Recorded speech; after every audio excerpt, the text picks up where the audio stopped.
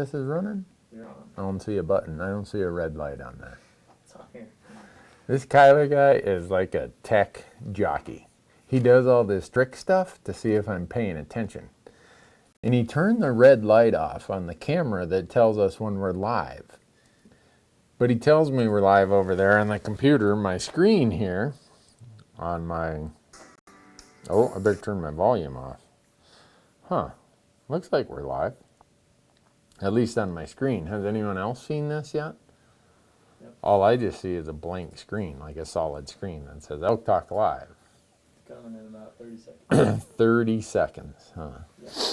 So, what does that mean? I sit here for 30 seconds, or do we talk? No, they can hear you, but you won't see it. Okay, now I see myself. Now it looks like I'm up to no good here. But I wonder how many people are going to join us tonight. We didn't have much time to invite everybody. I was in town for 2 days and decided, you know what, it's been a while since we've done Elk Talk Live, so I may as well do something other than be in my wife's way while she's trying to get something done at home. So I decided, we'll do Elk Talk Live on a Wednesday night. Kyler wasn't doing anything. He needed some hours, so I don't want to see him, be poor and broke when ski season gets here. The guy, all he does is ski. I don't think he has a real job, because working here is not considered a real job. What'd you do the other day, Kyler? Packed out Marcus's bull. Yeah. So here's how it works at our place. Marcus shoots a bull elk on his day off. He comes here and he recruits everybody to come help him pack his elk out. And guess who gets to pay for the payroll that day? Me. Like, Marcus, you shoot it down in that hole, you haul it out of there. Do you know if you filmed any of it? We just did the Instagram story. You did an Instagram story. Yeah. So we had 4 employees there. Yeah. Doing an Instagram story at $200 a day. It cost me $800 to do an Instagram story of these guys packing Marcus's elk out. Man. And then I've got a Montana elk tag that next week I've carved away 3 days to go elk hunting. And you think I can get any of those guys to go with me to film it? Nope, got to film it myself. You suppose any of them are going to come and pack it out if I shoot one? No, sorry, Randy, I'm busy today. Yeah, he's over there. He's over there laughing because he knows it's the honest to God truth. What happened to our connection? We still got you on this end. I'm just getting this. Maybe it's because you're over the Wi-Fi. Not wired. Oh, wow. How are we going to do? Hey, people, can you hear me and see me out there? My computer just laid down on me. And Kyler, now he's serious, like something went wrong. I was reading the comments to see if anybody... Okay. All right. Well, I'm going to keep going just in case. But anyhow, folks, if you're good at packing elk, if you're good at kind of just pretending like you're busy, you'd probably fit in right here. I mean, you might even be the boss in no time at all at this operation if you can fake being busy. Every once in a while, you'd have to go pack out an elk. But anyhow, some of the things we want to talk about today is late season elk hunting. Now, I don't know how windy it has been where all of you have been hunting, but this has been the windiest hunting season I've ever had. It started in Wyoming when we were mule deer hunting. The wind blew every day, which I thought, Wyoming, it's always windy in Wyoming, so I wasn't going to really complain there. We go to Colorado the following week, and the wind blew the day we got there, and then the wind blew really hard on the starting the day. Fortunately, I shot my bull at 9 in the morning, and by noon it was blowing. So we lucked out there. But then we came home. And I have dealt with more wind. And what I've realized, the reason I'm bringing this up is I'm really not a very good hunter when it's blowing. Because my friends from Leopold came last week. We spent 5 days here in Montana. In 5 days of hunting, we had winds 30 to 50 miles an hour 2 of those days. We had a blizzard another 2 of the days where you couldn't see anything. We had one day of good weather. In those 5 days, we saw 0 bull elk and 2 groups of cows. So why am I the guy on this side of the screen talking about elk hunting? Obviously, I don't have a clue what I'm talking about. But one of the good things is we went to New Mexico. We took our sweepstakes winner from last year, Ty Newman. Ty's a great guy. We took him to New Mexico.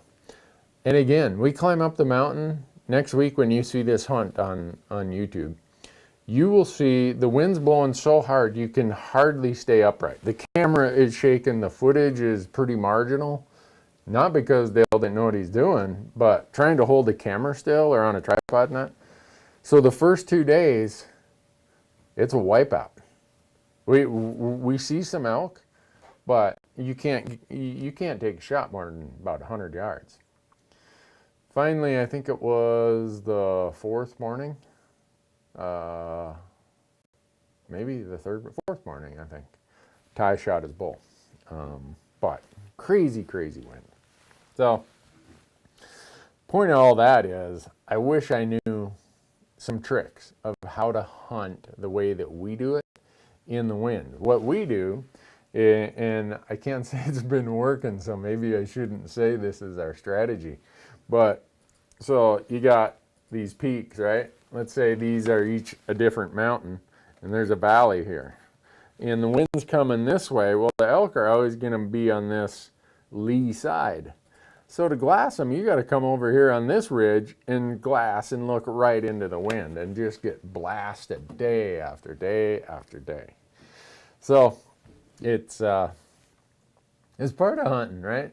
It's just, you can't do anything about the conditions.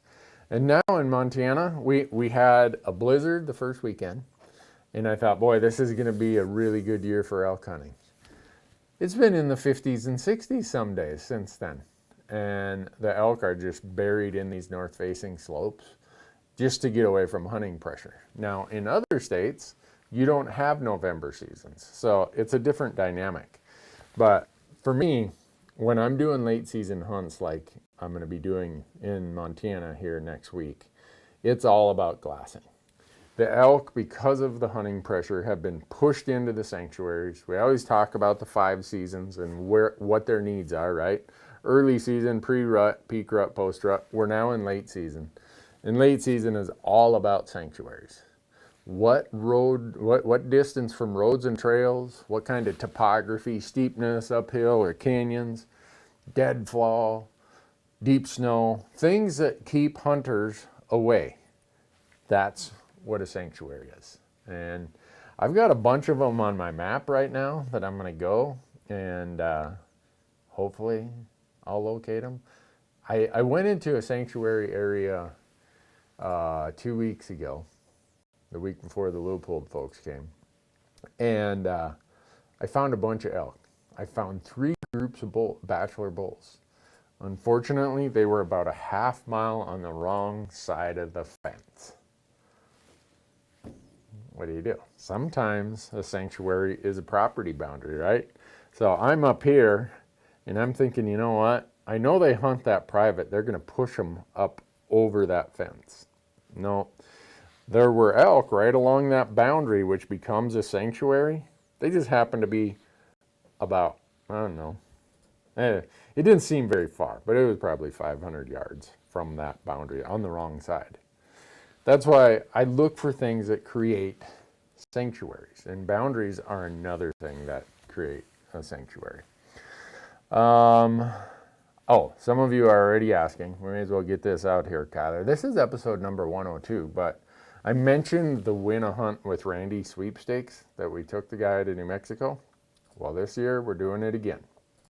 And if you go to rmef.org/win-a-hunt, we'll put the link in here, you'll be able to enter the drawing or the sweepstakes to win a hunt with us.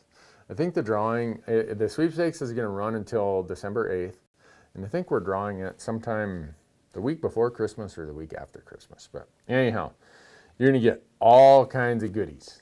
You're going to get all kinds of gear. You're going to get a travel stipend, and you're going to come hang out with us and go elk hunting. So that's the grand prize winner. Then we have what we call a runner-up winner, who gets about, I can't remember what the gear package is worth. It's many, many thousands of dollars. So everybody's going to win something. You're going to win the fact that you know you're supporting RMEF, Rocky Mountain Elk Foundation, their work for habitat, for elk, for access, all these other things. But two of you are going to win something really, really big. So, let's see. What do we got for questions, folks? Some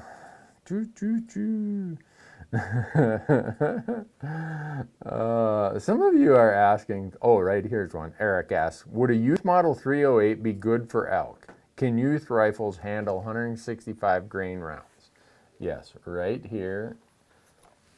This 165 grain Nosler partition has killed a ton of elk. Yeah, it's killed an elk in Montana, it's killed elk in Wyoming, it's killed elk in Colorado, elk in New Mexico. Put it in a youth frame, a rifle that's got a shorter length of pull, maybe a shorter barrel. You're going to be just fine. That's the beauty about a 308. It gives you a 30 caliber, but it's super, super efficient in how it burns the powder. So you can take a smaller case, like a 308 has, and I don't know if one of these is open, but the beauty of the 308 is the smaller case, because of the efficiency. See that? That's not that long. But the shoulder and the case design is why you get so much performance out of such a small amount of powder. Small amount of powder, less recoil, easier for smaller people to handle, and that's why I use it a lot. I got people who tell me all the time, oh, that 308, I can't believe you use that to hunt elk. And you've heard me say this many times, there's a lot of bull elk on the wall of my shop that didn't get the memo that that a 308 wasn't going to be able to get one of them. So I would not hesitate. Would a 7mm be good for deer? I'd use a 7mm 08 for every animal on the North American continent, from the great big bears up in Alaska. Yeah, it'd be on the lower end, but I still would probably use it for that. To antelope, to coos deer, whatever. I'd use it for just about everything. So,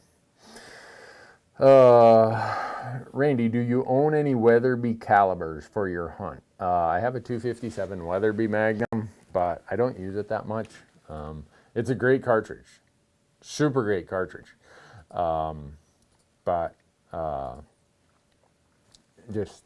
It's not that, the Weatherby cartridges are all about speed and flat trajectory, so they're not that efficient in how they burn powder. Especially if you look at the case design, they're big and they don't have much of a shoulder to them, so you're putting a bunch of powder in there to get that performance.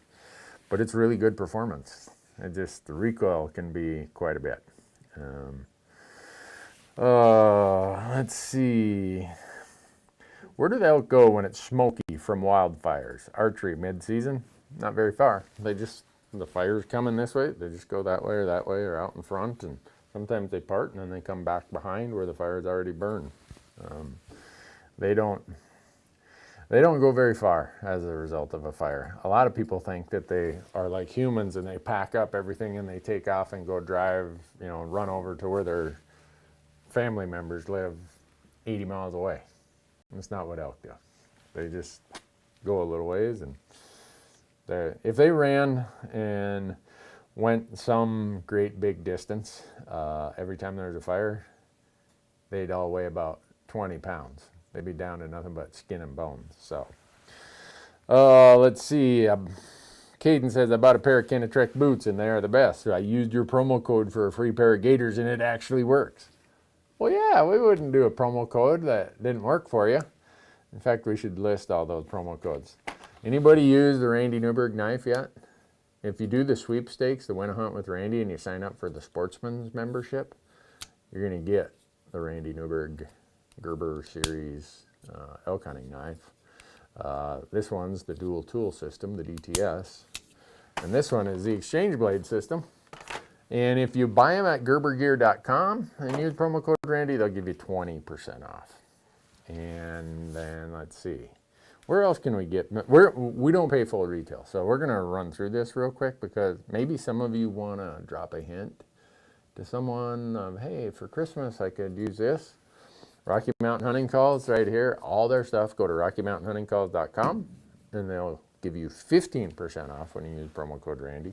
Like the person said, Kenetrek, if you go there and buy a pair of boots, they'll give you a free $75 pair of hunting gaiters if you use promo code Randy. Mystery Ranch backpacks, here's a little trick. We have our relationship with Go Hunt and their gear shop, right? Well, not all things, because right now they're doing a Black Friday sale. If it's on sale, they're not going to give you the added discount for using promo code Randy. But for items that aren't on sale, and there's a couple other manufacturers who say, no, we don't allow discounts on our stuff, but Mystery Ranch packs, you want to save 10%? Go to gohunt.com, use promo code Randy, save 10%. Elkhorn coffee roasters, we drank all of the coffee since I've been gone. Kyler, you guys have been here slurping down the coffee. Yeah. I was going to show you a package of the Big Hank Elkhorn coffee, but I can't. What? It's too good. Too good. They drank it all. So if you go to Elkhorn Coffee Roasters, use promo code Randy, they'll give you $15 off any $30 order. Let's see. Leupold, if you go to the Go Hunt Gear Shop, I think it's promo code DQ, saves you 5 to 10%, 5% or 10% on Leupold optics out at the Go Hunt Gear Shop. But see if they'll give you the full 10% by using promo code Randy. I hope no one on Go Hunt's watching this right now. I'm going to get a call from them. Hey, what are you doing, man?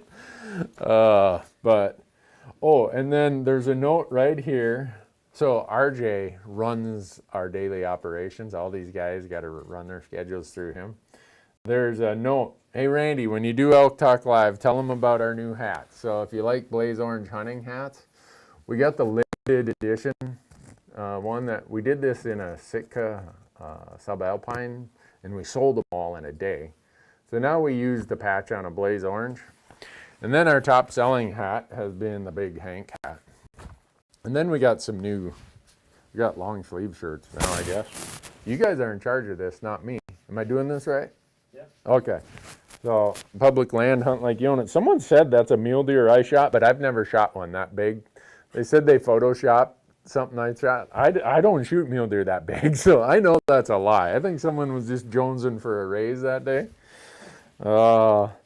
Some new designs. What's this one? Oh, Big Hank with the top topo lines. And then, what's the note say? If you go to shop.randynewberg.com, if you buy one of these new items, you save 25% off any of our previously stocked items. Yep. So here's one they ran by me. So remember our TV show used to be called On Your Own Adventures? So they came up, they're doing a limited edition of On Your Own Adventures t-shirts. And again, you gotta go to shop Randy Newberg. Oh, one thing we're doing out there. We now have the roundup feature. And the roundup feature is if say your order comes to $19, if you want to round it up to $20, the extra $1 you round up to goes to the Elk Foundation. So it's our way to help conservation, help all the other things. So now that we got all that out of the way, I think we're good. So, Randy, did I get an elk in Oregon? This is a long story. So I was supposed to leave for Oregon tomorrow because my son and I, Matthew, we have Oregon elk tags. We drew, and it was a unit that I had 0 points. Come to find out, you can draw it with 0 points because it's a really, really tough hunt. Well, if you follow what's going on, Oregon issued all kinds of really restrictive COVID regulations related to travel, related to gatherings, related to all kinds of stuff. So you stack that on there. You stack the fact that we couldn't get film permits on the places because in Oregon you have a bunch of these cooperative timber company landowner arrangements. So that's where we were going to hunt. Well, I get to read in the fine print and it says no commercial activities, which I think is mostly about guiding. So I emailed the timber company. I'm like, hey, we produce a YouTube Amazon show. I'd like to tell your story about how you open your property to public access, blah, blah, blah. And they said, hey, that's a commercial activity, no filming here. So then we tried to get film permits on some state and federal land, and they're like, you know what, we are so busy doing all the stuff for the fires that we had, because if you remember, Oregon was on fire in August and September. They said, we just can't get it done in time. So long story that I'm not going to actually go to Oregon next week. I'm going to stay right here in Montana and try to fill my Montana tag. So sorry about that. I really, really wish that I was going, but I'm not. You know, that's life. If that's the worst thing that happens to me this year, is I have to cancel an Oregon elk hunt, it's going to be a pretty darn good year. So let's see. Oh, someone asked, how's Bo Beatty doing? I love the family deer hunt. I'm glad, Kip. Thanks for that. If you went out this week, we aired a YouTube series about Kirsten Beatty, Bo's wife, and their little boy Wade, a 3-year-old, doing an Idaho deer hunt. It was Kirsten's first hunt. And if that doesn't touch your heart, maybe your heart's buried a little deeper than mine is. But I'm glad you liked it. As far as Bo, how's he doing? Trying his darndest. You know, he's doing like anybody else who's fighting cancer. You're just going to have your bad days. You're going to have some good days. But personality and attitude, he is full steam ahead. So, quite a few questions here about tags. Usually we get into the tag application thing in the winter. But I'm going to just touch on something that came up the other day. People are like, Randy, I love all this stuff you put out there about how to draw elk tags. Will you tell me how I should allocate my budget, how I should allocate my time, everything else? So we're going to start on that probably in December. We'll get back to a regular schedule. I won't be on the road a lot. And we're going to go through the idea of what to do with a budget, because everybody thinks that, oh, Randy and his crew, they hunt all over the West, so budgets aren't an issue. They're a big issue. There are some states we don't apply in because it's not a good return on our money. There's some species we don't apply for in certain states because it's not a good return on our money. So my point of bringing that up is, don't feel that the only way to go elk hunting is to apply in every state in the country. Apply in the states that are worth it to you, that you look at and say, that's intriguing to me. Okay, I have a decent chance of getting a tag. If not this year, building points for a few years and I'll get to go. So a lot of people, I think, have the misconception that the only way you're going to be able to elk hunt in the West is if you have, you know, an unlimited budget of time and money to apply everywhere. That's not the case. So we're going to get into that in a lot more detail. You're going to see a lot of stuff this winter that's new for us. We're working on it right now. I hope that you like it. I think you will. And anyhow, if you go to gohunt.com and sign up for their insider, this is where a lot of this stuff, the information we put out, they share it, we share it, we have a lot of input with them. And now they have 3D maps as part of that. And later this winter, they're going to have 3D maps on here. So go there and sign up for the insider. When you do, use promo code Randy and save $50. They're going to give you a gift card for their store for $50. Randy, what's your favorite nozzler bullet to shoot? The answer to that is yes. In my 308, I shoot partitions. In my 7mm08, I use AccuBonds. And in my 300, I use E-tips. So I like them all.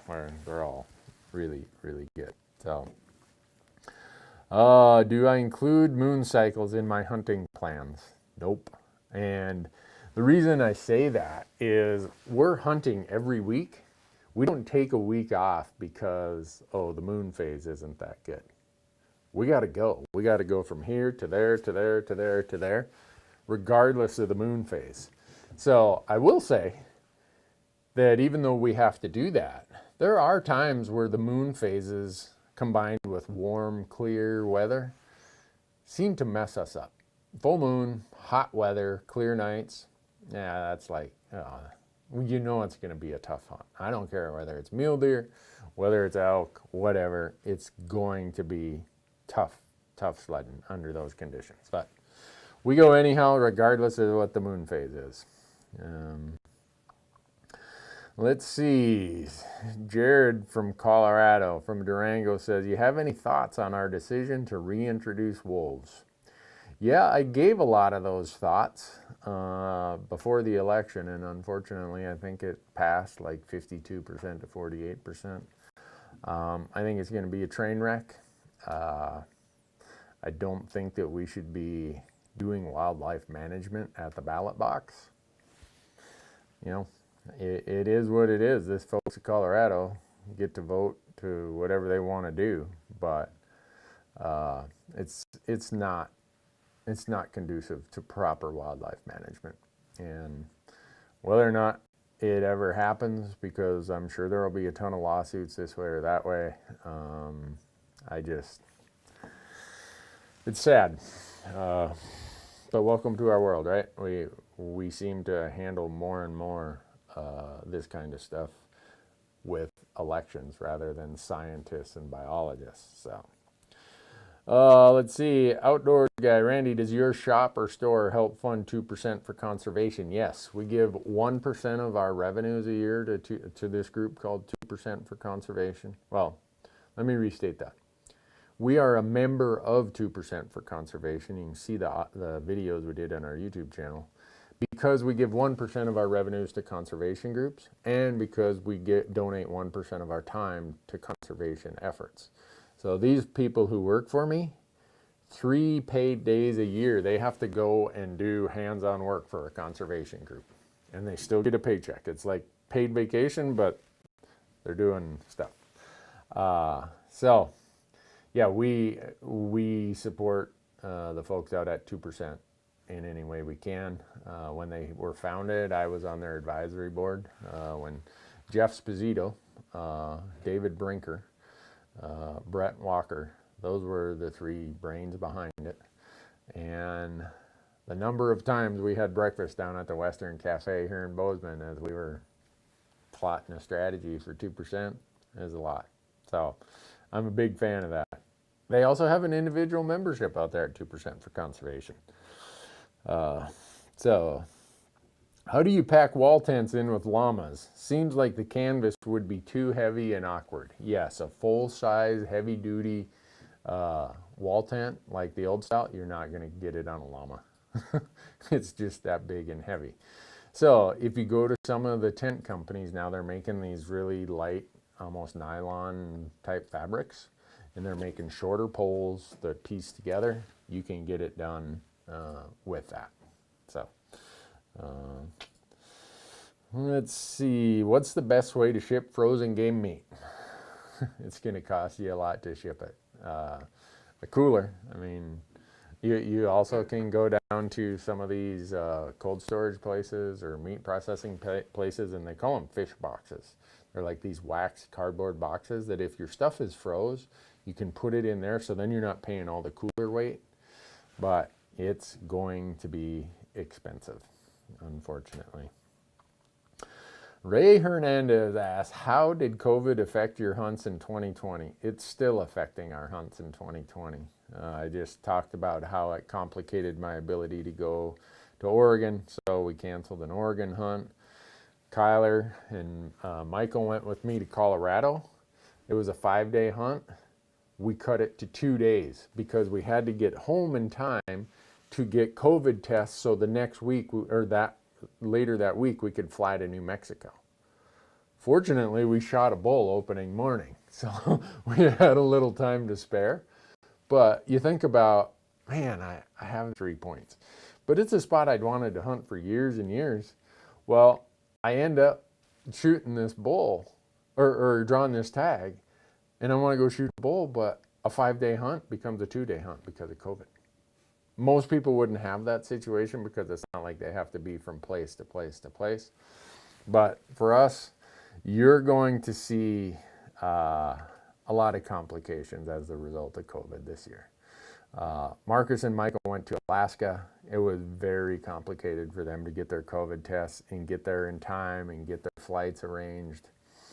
Our crew's I've been getting these guys tested almost weekly.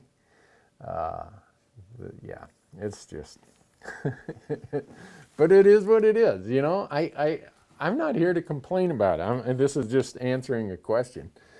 I think about some of the small businesses, the coffee shops, the restaurants, the bars, the gyms, the places that have been closed because of restrictions. And our complications have been nothing compared to those. So don't worry about us. We're getting through it. We're going to be just fine.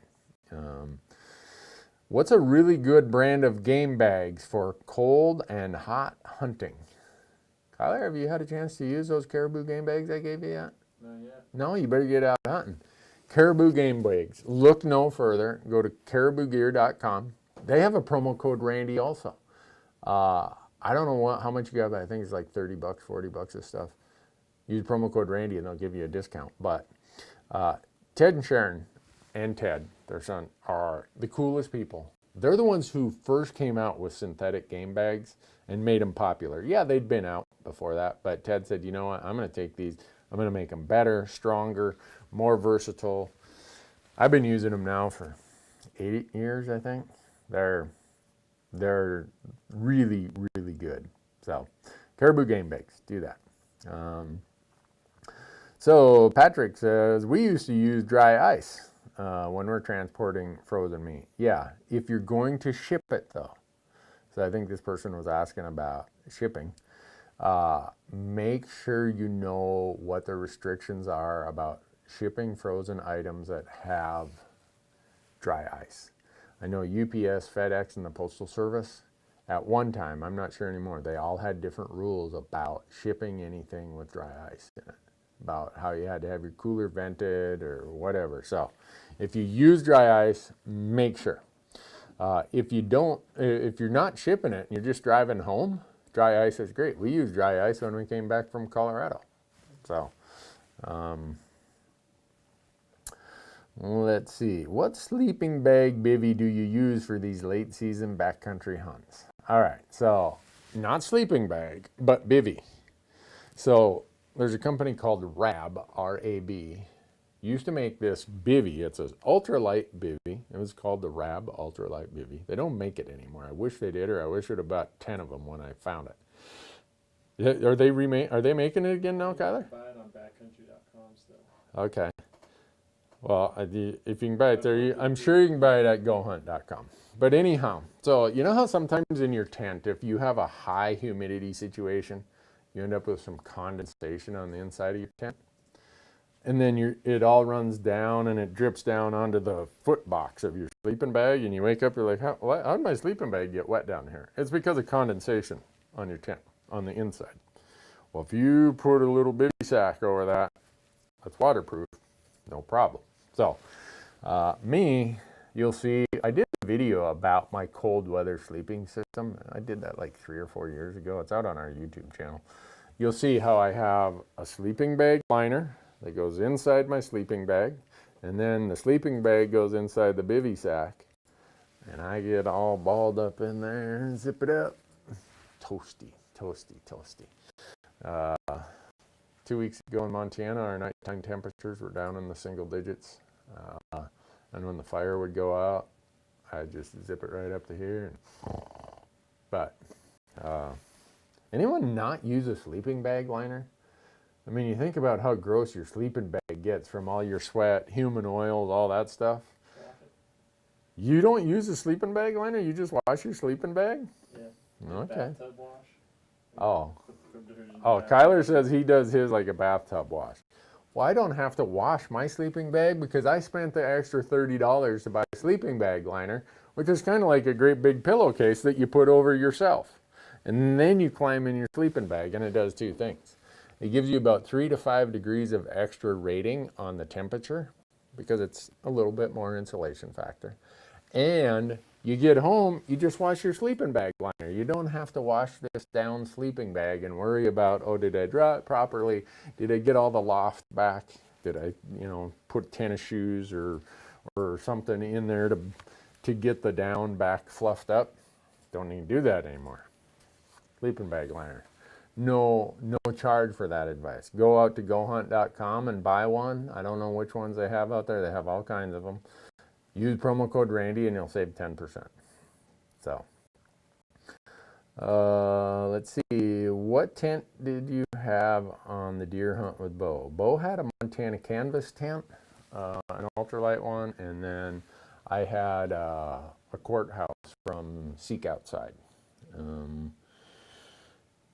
So Ben asks, this is a good one, and this is going to come up a lot as we start talking about applications and everything else.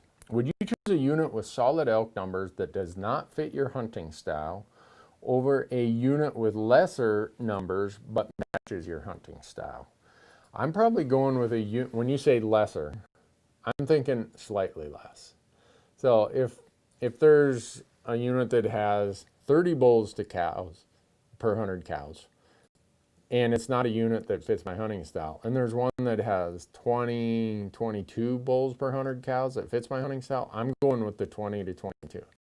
Now, if there's a unit that is 30 and the option where my hunting style is more suited only has 8 cows or 8 bulls per 100 cows, I'm going to go figure out how to hunt in the unit with higher bull to cow ratios. So it somewhat depends, but I lean more heavy towards what fits my hunting style best.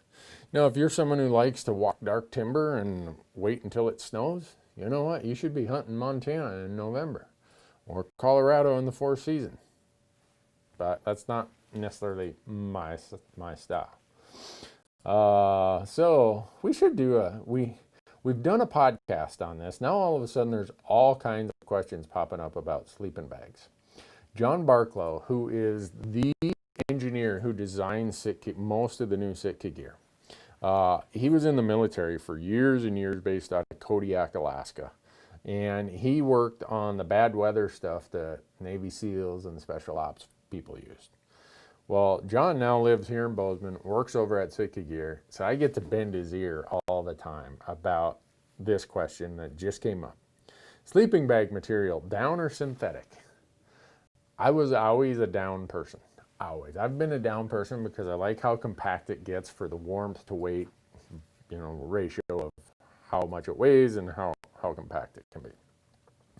Well, John sold me on possibly thinking about synthetics or a synthetic down mix because of the testing that he's done and how they've done things in the military. So I would say that I'm still a big fan of down. But if it's going to be wet or even damp or moist, I now have a synthetic bag that I go to. Thanks to John. So let's see.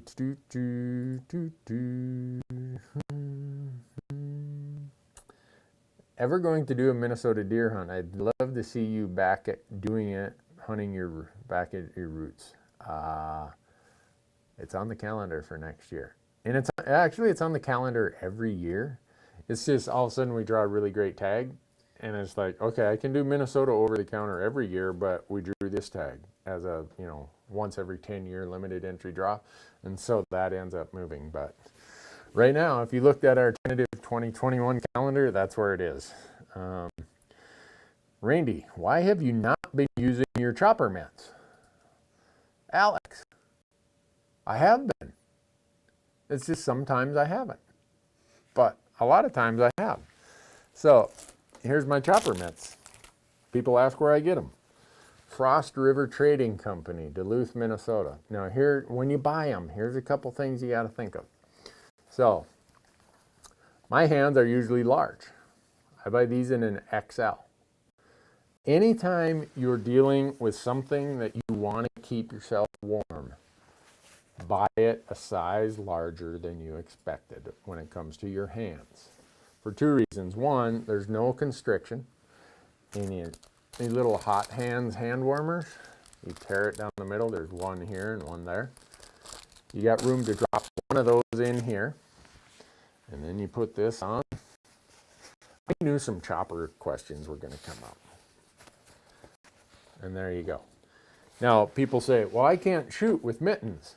Well, I'm here to tell you, you can't shoot with cold fingers when you've been wearing gloves either. So here's what you do. You wear choppers and you go like this. That's how quick. And when you pull your hand out, your hands are like super, super warm. And when you got the extra weight of this little hand warmer in there, it comes off really easy. And you're shooting. You got warm fingers. You wear gloves, your fingers are full. You're like, oh, I can't even run the safety. Think about it.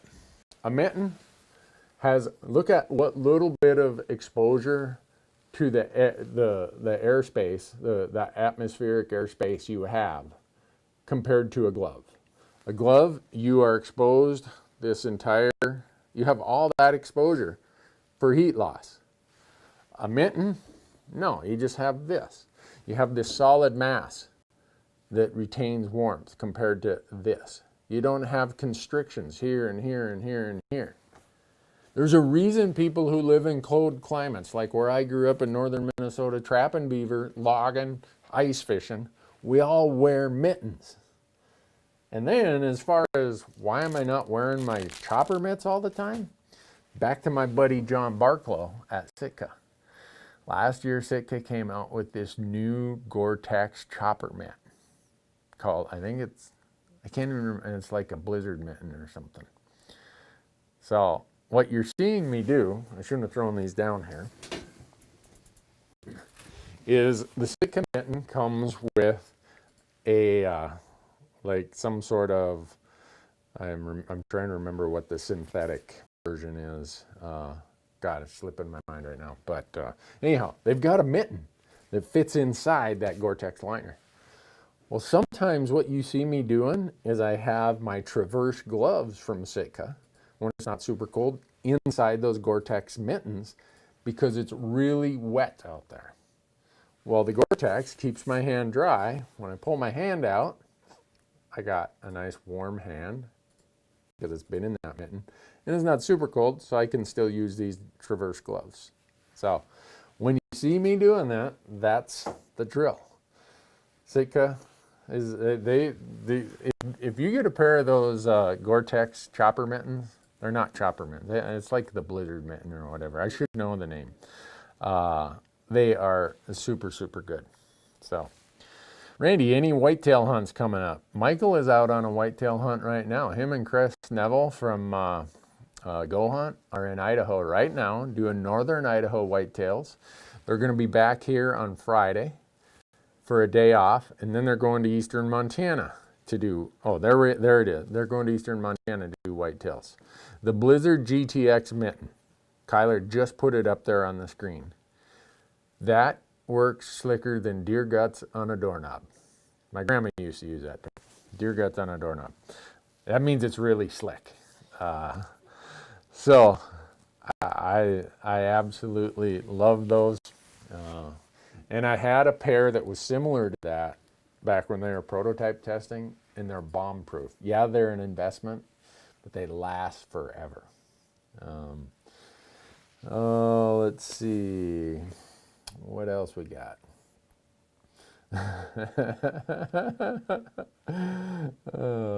Alex says, it looks like you've been using those Sitka mitts in your recent videos. That's why I asked. Yeah, I've been using them quite a bit. The reason I'm using them is they work really good. But you'll see I've been using my choppers also. This depends on the temperature, as you see some of these later hunts. Randy, when are you going to do a grouse hunting episode? Grouse hunting is just, I'm always grouse hunting. I don't do any grouse specific episodes. I'm just always grouse hunting. Even though I say I'm elk hunting, I'm grouse hunting. Randy, you use 15 by 56 binos? Yep, I have some Leupold Santiums. And in December and January, we have Arizona Coues deer tags. Marcus and I have rifle tags in December, and then we have archery tags in January. We'll really be using those 15 by 56s a lot at that time. Let's see. Kyler's over there laughing. Something must be funny. Ethan asks, how many feet of snow do you see before you begin to notice bulls getting pushed out of their sanctuaries to lower elevations? It's not so much snow as it is cold. Yeah, snow makes a difference. If you get snow, there's a couple varieties to this answer. If you get 6 inches of snow that's slushy, it's that really wet snow that comes down, and then you get a cold spell and it freezes like ice, like you can almost walk on top of it. Elk can't paw through that.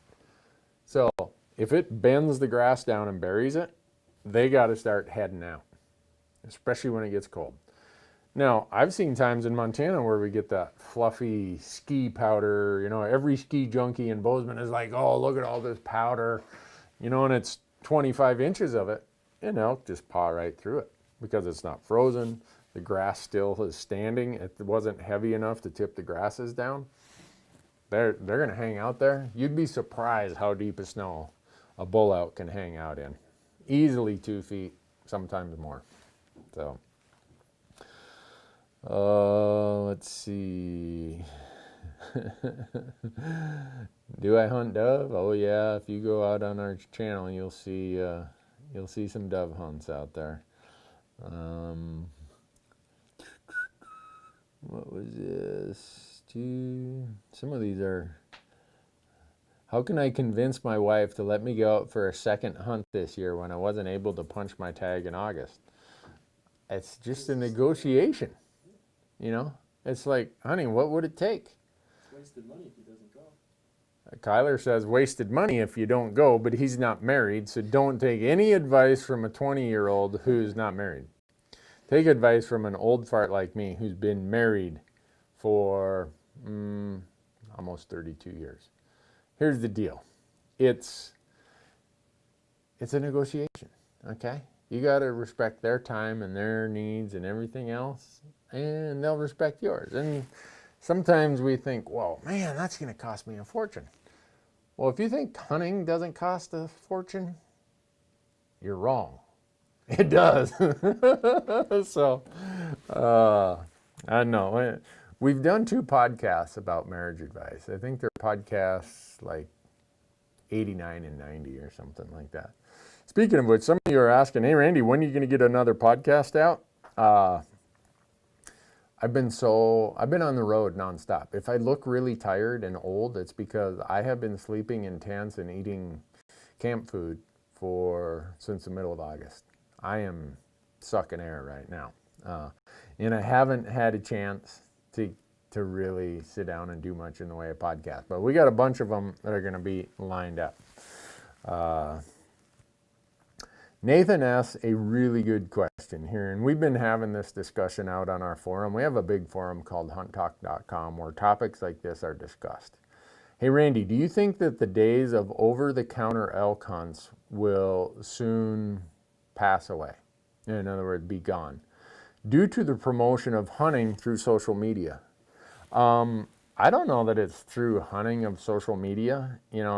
Hunting's always been promoted. It used to be promoted in magazines and trade shows, and then came TV, and now we've got the internet, and hunting gets promoted there, and you see less print and less TV, and so hunting's always been promoted. I think we may end up. I did a chart. I have it here. I should have sent this to Kyler to have him put it up here. The Western elk states, here, I just did this because we were having a discussion about hunting pressure. And everyone said these dang non-residents are killing us. There's only one state that does not cap non-residents, and that's Colorado. Every other state, non-residents are capped. So I wanted to see, where's the hunting pressure coming from in all these states? Well, I started hunting elk in the West in 1990, so I use that as my base year. Since 1990, Arizona has increased the number of residents 3.6 million, or doubled their population. So that means double the applicants in Arizona. We look at But Arizona's a little different because it's all draw, even for residents. So let's go to Idaho. Idaho, since 1990, has increased their population by 780,000 people, or 78%. That means, compared to 1990, if the percentage of Idaho folks who hunt stayed about the same, you've got 78% more residents in the hills in Idaho than you had in 1990. In Montana, the number of residents has increased by 270,000, or a 34% increase. So even if it's not non-residents, we've got 34% more resident hunting pressure over the counter tags in Montana than we did in 1990. Wyoming, same thing. Okay, they have over the counter tags for residents. And they've added 27%, almost 28% to their population. And these census numbers came through 2019, so we don't have the true 2020 numbers.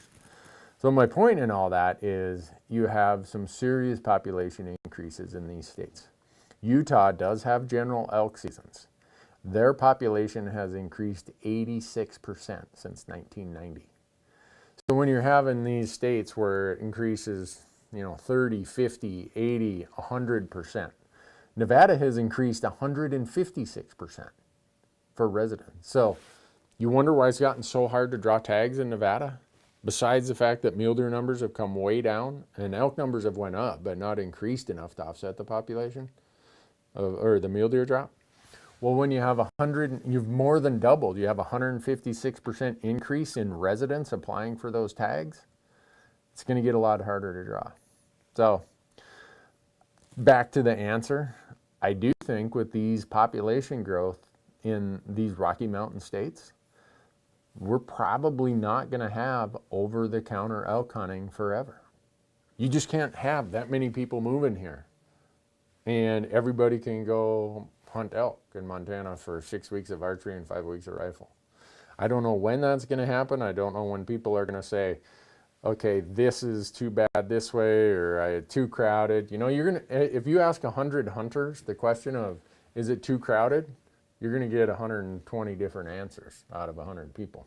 But my point of that is, we are experiencing a huge population boom in the Rockies, where most elk hunting happens. And most of this increase in pressure is resident hunting pressure.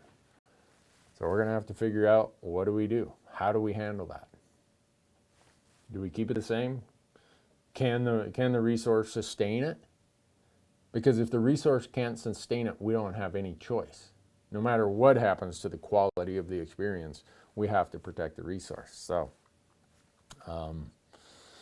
I wish I wish I had a different way of looking at it. New Mexico. Someone asked about New Mexico. New Mexico's all on a draw. New Mexico's population has increased 38% since 1990. So that means if New Mexicans, the new arrival people, hunt at the same percentage of the existing residents, you've got 38% more people competing for the same number of tags. So a lot of people say, what's the answer to that? How do we solve that? I don't have the answer. The only thing I know to do is we got to put more elk on the mountain, more deer in the hills, more antelope out in the prairie, more sheep on the mountain. Because if we just say we're going to fight over a smaller and shrinking number of animals, that's not sustainable. And that's why these platforms that we do, all the spare time that is expected of the employees who work here, that is expected of myself, what we do with money, and we donate a lot of free work to conservation groups. It's all with the idea that every one of us can do something to help put more elk on the mountain. Because if the pie is bigger, because we have more elk or we have more deer or whatever, it seems like less competition. It seems like more opportunity. So for me, I'm always about building a bigger pie, not fighting and finding other ways to take a shrinking pie and me steal a bigger piece of it or get a bigger piece of it. I want a bigger pie. And that bigger pie, the path to doing that is what I call conservation. So I think, Nathan, that's a super great question, and we talk about it a lot. A lot. Jack Turner asked, did he just say New Mexican? Laugh out loud. I don't know, did I? Yeah. Is that what New Mexico folks are called? In Montana, we're called Montanans. And some people call us Tannies because of Montani. I was born in New Mexico. I approve. Kyler was born in New Mexico. He said he told me when I interviewed him, he said, well, I'm originally a New Mexican. I thought that's what New Mexico folks are called. Yeah. So I think that's what it is. Nothing wrong with that. So let's see.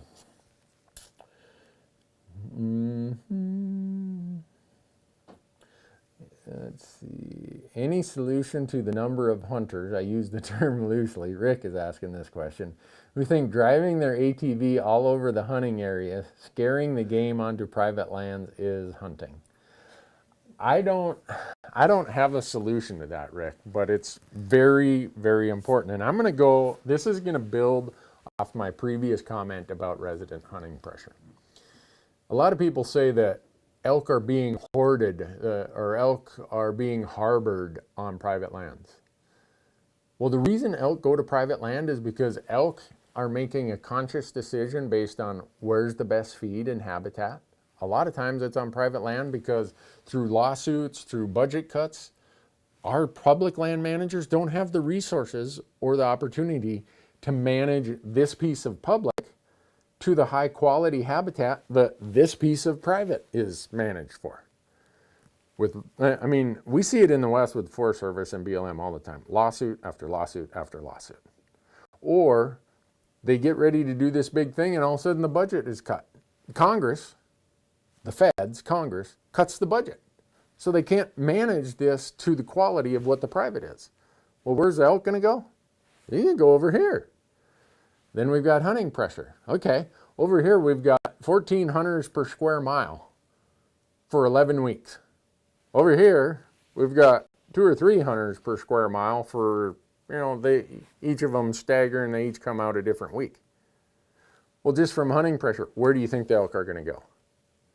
Year round, now the studies are coming out with what we call noisy recreation. Whether it's motors, whether it's mountain bikes, whether it's group activities, the new research is showing it's having a significant impact on the ability for elk and other wildlife to be within those public lands. So all summer here in Montana, this COVID was the craziest, busiest summer I've ever seen in my 30 years of living here. Everybody's hiking and, supposedly we're social distancing. I saw groups, 20 people out hiking. Every campground was full. There's mountain bikers, there's whatever. Those elk say, you know what? This place is out of hand. I'm going over here to the private. So we end up with a situation where elk are over on the private, not because some landowner is baiting them over there, not because he's hoarding them and pushing them over there with whatever. Things like you bring up, motorized travel. Everybody's buzzing up and down trails, going off the designated trails, bushwhacking. Well, if you're an elk, you're going to make the decision to go over there to private. I need some peace and quiet around here. Okay, one of us will get shot, but that's better than us getting shot at 3 times a day over there. My point of all this is we got to start thinking about how we manage our public lands as a way to compete or give elk options to be on those public lands in the periods that we have hunting seasons. We have elk in the Rockies now that are conditioned to never leave private lands. They're like, why would I? And it's not because someone's pushing them there or someone's baiting them there. It's because elk are smart animals who have a survival instinct who say, I could go up there in that busy, crazy mess that is virtually uncontrolled public land activity, or I can be down here where it's a little more sane. They're going to do what makes it easier. So it's a multitude of things. It is the stuff that Jack talks about crazy ATV traffic everywhere. Sometimes it's just too many vehicles. Sometimes it's mountain biking. Sometimes it's just hordes of hunters or hordes of hikers. But a lot of times it's also the habitat itself. Habitat being food, water, and space or security.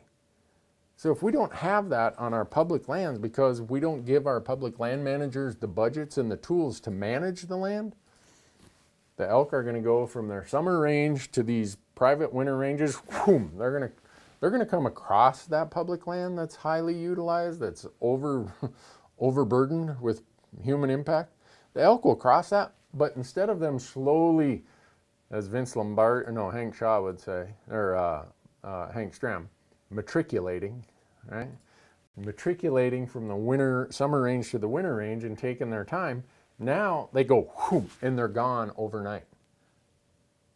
So we all have tags on some of these places of public land that don't hold any elk, but for maybe a day or two. That gets back to management. And all of that management, we are the ones who can make a difference in that. We can show up at meetings. We can go we can attend them virtually now. All of the commission meetings, all these management plans, we can attend them online. We can get a hold of our local politicians, our state legislators, our wildlife managers, and we can be part of that solution. It's I wish we were all doing this or in a room where I could ask for a show of hands. How many of you have ever went to a meeting to give input on a wildlife management plan? I go to them all the time, or I attend them virtually. How many have ever provided commentary when your state game agency says, hey, we're thinking about changing this or doing that or doing this, or the BLM says, hey, we have a public comment period? If we aren't commenting, they aren't going to hear us. They don't look us up in the phone book and say, hey, Randy, what do you think about this? We got to be active participants in this idea we call conservation, in what we call game management. So I know that's a long explanation, and I'm sorry if I got off track there, but it's definitely stuff that we're going to have to address. It's travel, it's how we manage public lands, it's population growth. I mean, this country is soon to have 400 million people in my lifetime. The good Lord willing that I get to live long enough. We're going to go from, I think it was, when I was born, it was 180 million to 400 million. The population of the United States will more than double in my lifetime. Think about what that does to habitat. Think about what it does for demands that we as a society place on the landscape for energy, for natural resources. Think about what it does just to hunting pressure and stuff like that. These are big issues that we as hunters got to be on our game. Because here's the other side of it. If you ever go to some of these meetings, the public meetings, or you go to DC or your state capital, like I get to do that a lot. Here's going to be a bunch of us hunters who do this part-time as volunteers. We take a day off and we go do it. The other side has highly paid professionals who are there every day. That's what we're up against. People who don't have wildlife as their priority have the ear of your decision makers. So that's why funding groups like Elk Foundation, Wild Sheep Foundation, Ducks Unlimited, the list goes on and on and on. They can be some of our eyes and ears there at the legislature, at DC, at commission meetings, stuff like that. They're super, super helpful in that. So, yeah, I better get off my soapbox here. Randy, thoughts on RMEF's acquisition of the Bosque de Oso? I think it's great. Did you see their video? They've done so much great work, and I'm biased because I sat on their board for 6 years, and I give as much of my time and money and advocacy as I can to them, and that's why we do this Win a Hunt with Randy sweepstakes with them. What this sweepstakes is about is all the money goes to RMEF. It's a membership drive, really.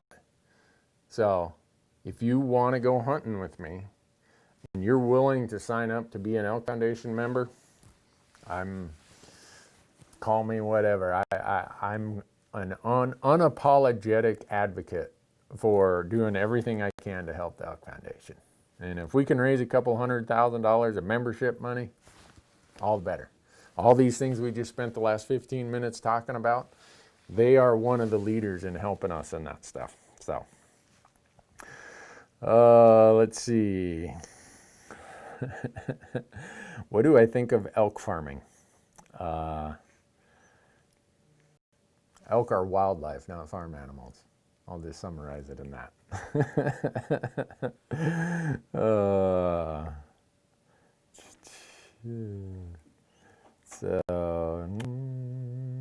A few archery questions here.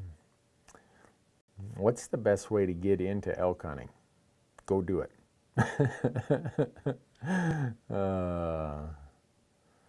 Let's see.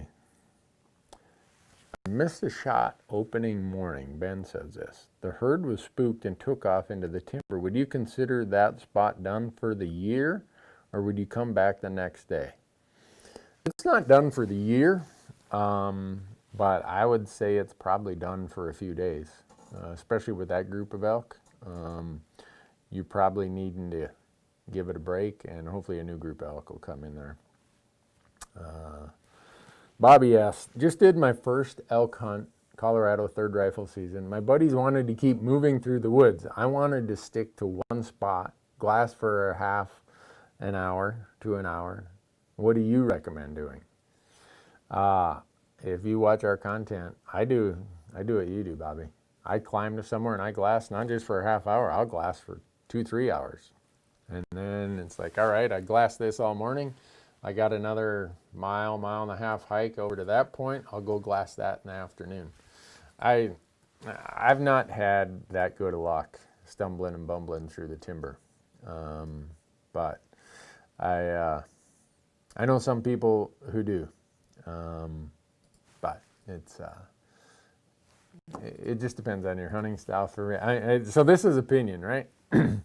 A lot of times when I give an answer, it is opinion. So take it for what it's worth. It's just my opinion about that hunting style. I was going to say something, but I'm I'm not going to. Let's see. How do you judge wind holdover? I have wind charts. What's DOPE stand for? Data on previous engagement. Yeah. So they call it a DOPE chart. It stands for data on previous engagement. Well, I'm out shooting all the time. See this? Ammo is, fortunately for us, ammo is free. There's no reason for me and my crew to not know exactly what our cartridge does in all conditions and all distances. So for me, I have a chart that tells me that. Okay, with my 300 Win mag and I got 20 mile an hour direct crosswind at 250 yards, here's what my hold has to be. We use dials on our Leupold scopes. You see that we have the VX5, they have the CDS dial. CDS stands for custom dial system. That does our elevation, but we got to do our own windage. And a lot of people have windage dials. We don't. I just like I grew up doing windage just by hold, not by dial, and so that's what I do. Let's see. Randy, what should a responsible hunter do if a legally shot elk dies on private property or across a different elk unit? I would contact the landowner and I would contact a game warden. I mean, just say what happened. I would bet just about every time you're going to be able to retrieve that elk. Yeah, there's going to be some times where you can't.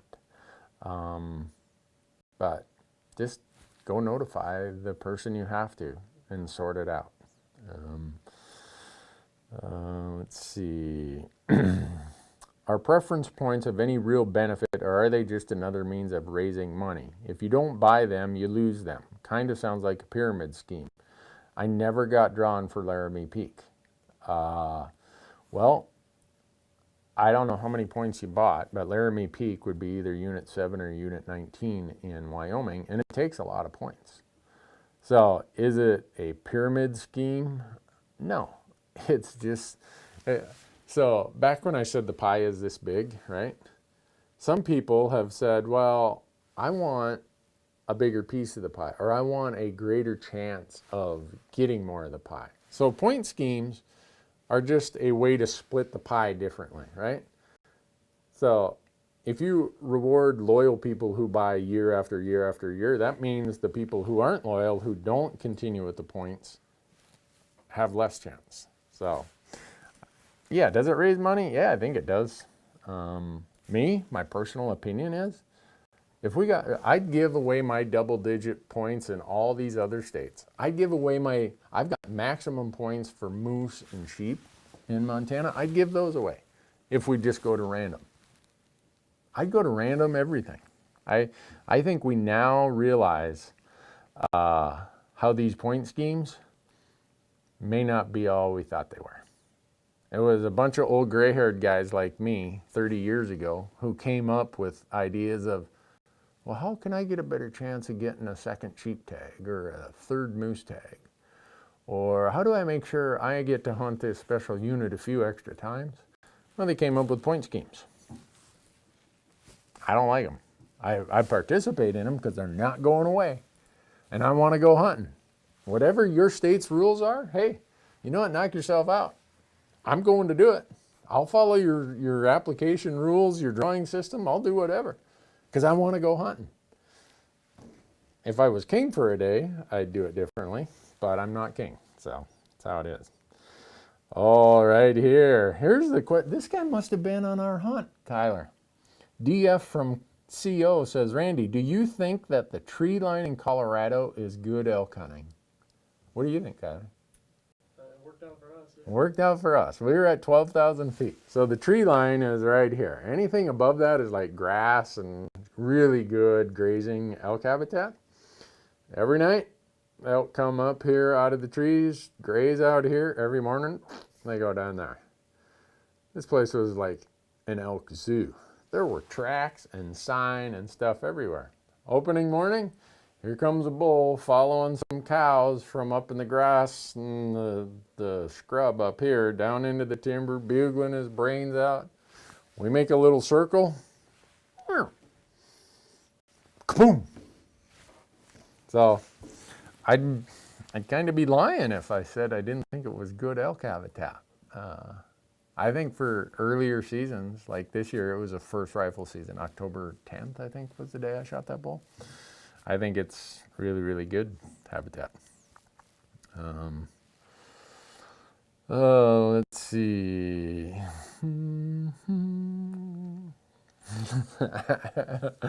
You guys are making too much fun of my New Mexico 5-alarm chili problem. I'm not eating chili in New Mexico anymore. It tastes great, but it could kill you. My mom sent me up some red chilies from New Mexico a couple weeks ago. Oh, do stay away. Kyler said his mom sent him some red New Mexico chilies. I don't want them. I'll die. Let's see. What else we got here?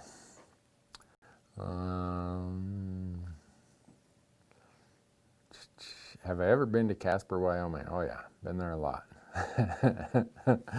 Randy, your Kawada Monday video is still my favorite series on my bucket list. Go do it. Over the counter. Arizona. Just go there. And there you go. Randy, do you carry, I assume, carry a handgun in bear country? No. I'm the worst handgun shooter in the world. So I'm not going to carry that extra weight. Randy, CWD is rising. Do you have any precautions or things as hunters we can do to help? Yep. We did a podcast on CWD with two absolute experts in the field. Two PhDs, one from Michigan State, one from Cornell. And then we've done videos about things you can do to help prevent the spread of CWD. CWD being chronic wasting disease. So, I'm not going to answer that one because I'll get nothing but big trouble no matter which way I answer it. Here's one. Will I take a head-on chest shot at an elk? With a rifle, I will, if it's close. I mean, we're talking, got to be pretty close. If there's any wind, anything, no, I'm not gonna do it if it's very far. But I have taken some frontal shots with a rifle. I've never taken one with a bow. And I know guys who have taken them, 8-10 yards away, and they're very, very lethal. So anyhow, you got any last good ones here, Kyler? Have you been copying and pasting these? Yeah. All right. I think I've got most of them answered. So he crosses out the ones that I've answered. I've answered all the ones that you've put on the list, huh? All right. So we got to find one more good one. But I want to leave people with the idea that you can win an elk hunt with us next year. I hope you'll go and become an Elk Foundation member. It's RMEF, Rocky Mountain Elk Foundation, rmef.org/win-a-hunt. Or just go out to rmef.org and in the search bar say win a hunt with Randy Newberg and it'll pop up. And by signing up to be an RMEF member, you get certain numbers of entries. If you go to the sportsman's level, which is the $100 membership, you're doing a ton of good for wildlife, for elk and access. And they're going to give you your choice of one of these, the Gerber Randy Newberg series elk hunting knives. So you'll want to make sure and do that. If you want to get notified with these once we get back to a regular schedule, our good friends at Bowtech. Oh, hey, I got to see the new Bowtech lineup. Yeah. You still got that brand new bow. I know, I got this brand new one here because my other one still works so good. But the new ones this year, I've been told I got to be quiet until they release them. So I'm going to be quiet, but you're going to be trying to buy one from me. You pack my elk out, I might get you one. Hey, next week we're going elk hunting. He said he'll go elk hunting with me next week. But if you want to be notified when we're going live, once we get back on our regular schedule, text Randy, R-A-N-D-Y, to 64600, and the folks at Bowtech manage that. They'll let you know when it's time to go live. And remember, don't pay retail. Use promo code Randy with any of our partners. It may not always work, but it usually works. It'll get you something. And if you don't know what it'll get you, call them and ask. Say, hey, what can I get for using promo code Randy? Randy, have you ever hunted elk in Area 100 in Wyoming? No, but I've hunted antelope there and I saw a lot of elk. There's a reason it's a really hard tag to draw. It's called the Red Desert. I mean, it's sage and grass. It's pretty easy terrain. And it's so weird to be out there looking for antelope and all of a sudden you see these antlers going above the sage. It's like, did I just see that? And here comes a big herd of elk, and there's some nice ones out there. So I'll never have enough points to draw, but if you had the points, it'd be a cool place to go. It'd be a real different place. I'd do it if I had the points. Someone asked Randy, can a member of RMEF still put in for the drawing? Yep, there's a tab down there. One says I'm not a member, enter here, and one says I am a member, enter here. I think you need your member number or something to figure out how to do it. Jeremy says, I'm leaving Friday for a Nevada late season elk hunt. Whew.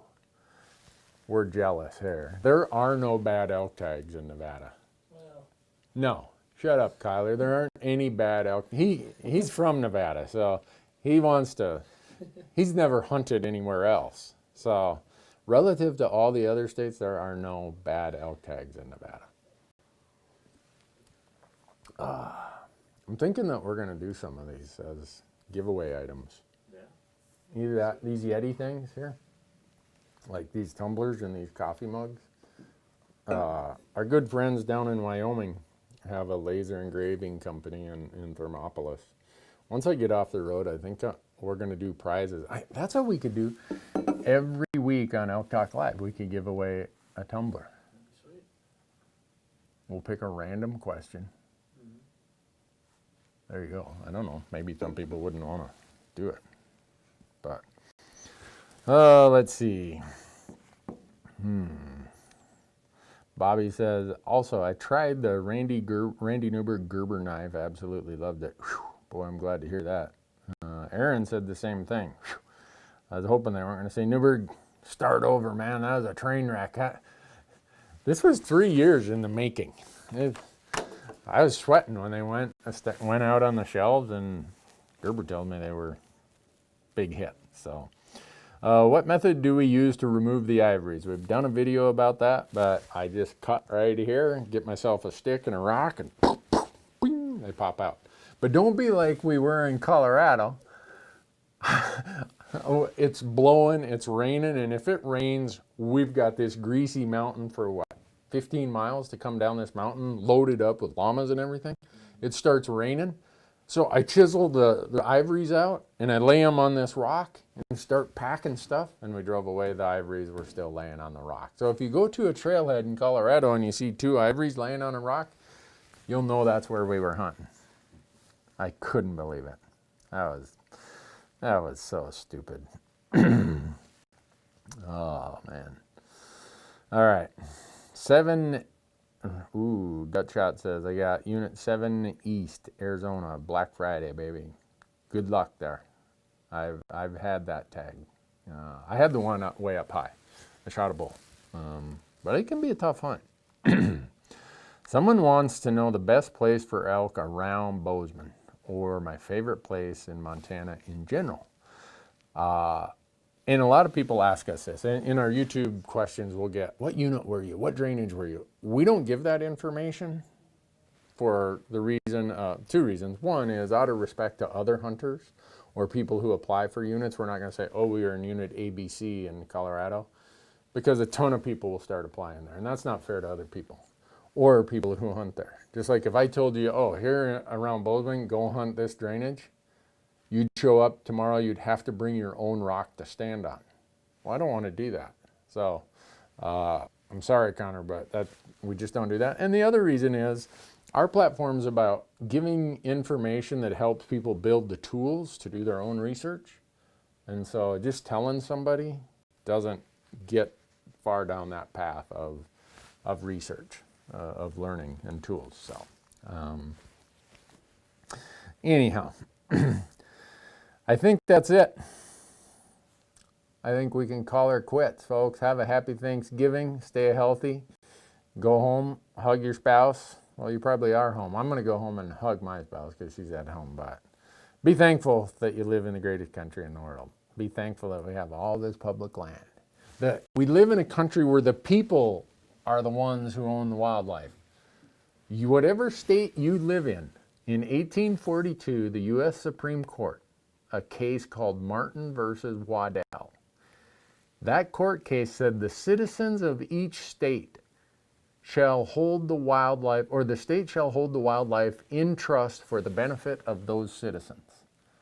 That's why we have resident versus non-resident stuff when it comes to hunting and fishing, because you, as a resident of your state, are the true beneficiaries of that public trust that holds that wildlife. There's not very many countries in the world where the wildlife is owned by the state, the citizens, held in trust for you. And I could go on and on why the United States is the greatest country I could ever dream of being a citizen of. But you guys don't, whenever I say that, people get offended. They're like, well, this happened or that happened. It's like, you know what? If you wake up, here's a piece of advice. Do this tomorrow. I tell people when I wake up every morning, if I say it's going to be a good day or a bad day, I'm right. So wake up tomorrow and say, you know what, it's going to be a good day, and I will bet you 99.9% of the time it's going to be a good day because you live in America. What a country. Thanks for being here.